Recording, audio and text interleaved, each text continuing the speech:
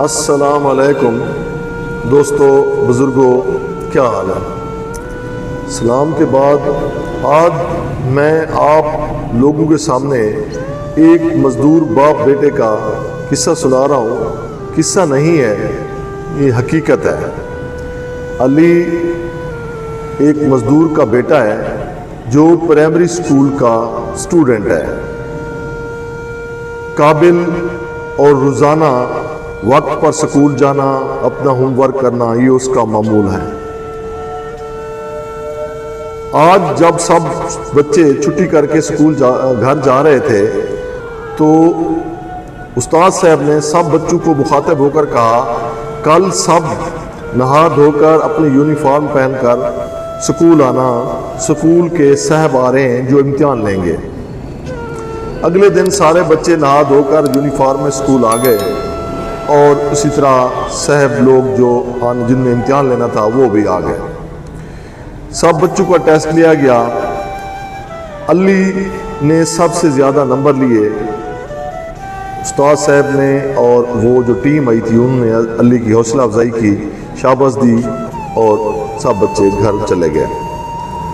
اگلے 2 دنوں میں علی سکول نہیں آیا۔ استاد صاحب نے باری باری سب بچوں سے پوچھا، کسی بچے نے علی کے بارے میں کوئی اطلاع نہ دی۔ تیسرے دن جب استاد صاحب گھر سے نکلے اسکول آنے کے لیے تو وہ پہلے علی کے گھر چلے گئے۔ جیسے ہی علی کے دروازے پر پہنچے تو اندر سے آوازیں آ رہی تھیں، تو استاد صاحب ذرا رک کر سننے لگے، جو کہ علی کے رونے کی آوازیں آ رہی تھیں، اور علی کا باپ کبھی غصے میں کبھی پیار سے علی کو سمجھا رہا تھا، بیٹا آپ سکول چلے جاؤ۔ علی کہتا، نہیں بابا پلیز، میں سکول نہیں جاؤں گا، میں آپ کے ساتھ مزدوری پہ جاؤں گا۔ علی کا باپ پھر سے اس کو سمجھا رہا تھا، بیٹا نہیں، آپ مزدوری نہ کریں، میں مزدوری پہ جا رہا ہوں، آپ سکول چلے جاؤ۔ علی رو رو کر باپ سے منتیں کر رہا تھا، بابا میں سکول نہیں جاؤں گا، میں سکول نہیں جاؤں گا، پلیز مجھے اپنے ساتھ لے جاؤ، میں بھی مزدوری کروں گا تاکہ میں بھی آپ کا ہاتھ بٹاؤں اور پیٹ بھر کر کے کھانا کھاؤں۔ اتنے تک استاد صاحب نے دستک دی۔ تھوڑی دیر کے لیے خاموشی ہوئی، پھر دونوں باپ بیٹے باہر آئے، استاد صاحب سے سلام کیا۔ استاد صاحب نے علی کے سکول نہ آنے کی وجہ پوچھی۔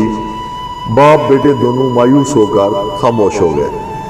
ہوا یوں کہ علی جیسے سکول آتا، اس کا باپ مزدوری پہ چلا جاتا تھا، علی سکول آتا، سکول سے جیسے واپس جاتا تو علی کی ماں علی کو چکی پر بھیج دیتی، جاؤ چکی سے آٹا لے آؤ۔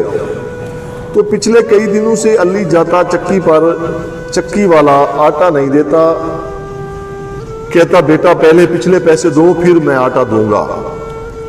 علی مایوس ہو کر گھر آ جاتا، اپنا ہوم ورک کرنے لگ جاتا۔ رات کو لیٹ اس کا باپ واپس آتا مزدوری سے، مزدوری تو شاید لگ جاتی لیکن پیسے نقد نہیں ملتے تھے۔ دوپہر کا کھانا جو اس کو مزدوری کرتے وقت ملتا تھا وہ ساتھ لے آتا۔ شام کو تینوں، علی کی ماں، علی اور علی کا باپ، وہ کھا کر سو جاتے۔ اگلے دن علی سکول چلا جاتا بغیر ناشتہ کیے، اور علی کا باپ مزدوری پہ چلا جاتا۔ سارا دن گزر جاتا۔ جب تفریح کا ٹائم ہوتا تو سب بچے اپنے اپنی جیب خرچی لیے ہوئے سموسے، پکوڑے، بریانی کسی نہ کسی شاپ پر چلے جاتے اور اپنی پیٹ پوجا کرتے۔ علی ایک کونے میں خاموش ہو کر بیٹھ جاتا، اس کے علاوہ وہ کیا کر سکتا تھا؟ تو ایسے جیسے چھٹی ہوئی، شام کو گھر آیا تو اس کو ماں نے پھر کہا، جاؤ بیٹا چکی سے آٹا لے آؤ۔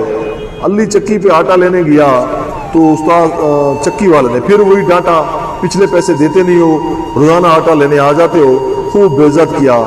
اتنے میں کوئی علی کا کلاس فیلو بھی سامنے دیکھ رہا تھا جو علی پہ ہنس رہا تھا۔ علی بیچارہ مایوس ہو کر گھر آیا۔ اس نے فیصلہ کیا کہ میں بس اب سکول نہیں جاؤں گا، میں بابا کے ساتھ مزدوری پہ جاؤں گا۔ شام کو اس کا بابا آیا تو اس نے اپنے بابا سے ریکویسٹ کی، بابا میں کل سکول نہیں جاؤں گا، میں آپ کے ساتھ مزدوری پہ جاؤں گا، آپ کا ہاتھ بٹاؤں گا۔ بابا نے جب سنا تو پریشان ہوا، منتیں سماجتیں کیں علی کو۔ خیر علی نہ مانا، سو گئے۔ صبح پھر علی ضد کر گیا۔ ایسے 2 دن گزر گئے۔ اس دن بھی جب استاد صاحب باہر گئے تو علی کا باپ منتیں کر رہا تھا اور علی رو رو کر باپ کو کہہ رہا تھا کہ مجھے مزدوری پر لے جاؤ۔ تو یہ قصہ سنانے کا مقصد، تو میرے سب بھائیوں دوستوں بزرگوں کو یہ قصہ سنانے کا مقصد یہ ہے کہ اپنے بچوں کو جیب خرچ دیا کرو، پلیز بچوں کو یہ بھی سمجھایا کرو۔ پہلے تو اپنے غریب دوستوں کے ساتھ بیٹھ کر اکٹھے کھا لیا کریں، اگر ان کے ساتھ بچے ہیں اکٹھے نہیں کھا سکتے تو کم از کم ان غریب بچوں کے سامنے نہ کھایا پیا کریں۔ دوسرا، میں اپنی بہنوں کو بھی ریکویسٹ کروں گا کہ وہ بھی اپنی پڑوسن کا خیال کر لیا کریں۔ آپ جو روزانہ 3 ٹائم صبح دوپہر شام کھانا کھا رہے ہیں، بچوں کو کھلا رہے ہیں، آیا پڑوسن کا پتہ کیا ہے کہ انہیں 1 ٹائم کا کھانا نصیب ہوا ہے؟ اس استاد صاحب نے تو علی کے باپ کی اپنے دوستوں سے مدد کرانا شروع کر دی تھی، علی بھی اب سکول خوشی خوشی پڑھنے جا رہا ہے، لیکن ہمارے معاشرے میں کتنے استاد صاحب ہیں جو روزانہ ایسے پتہ کرنا جاتے ہیں؟ کوئی نہیں جاتا۔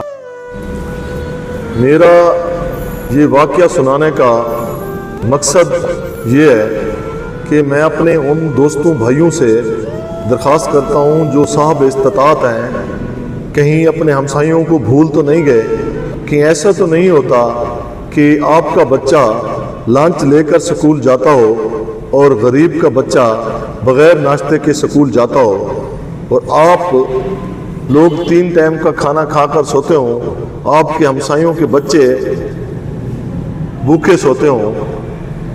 پلیز اپنے ہمسائیوں کا خیال رکھیں اور اپنے بچوں کو بھی یہ سمجھائیں کہ کلاس میں سکول میں اپنے غریب دوستوں کا خیال رکھیں، تاکہ کسی غریب بچے کا مستقبل داؤ پر نہ لگے اور آپ کے بچوں کو بھی انسانیت کرنا بچپن سے عادت پڑ جائے۔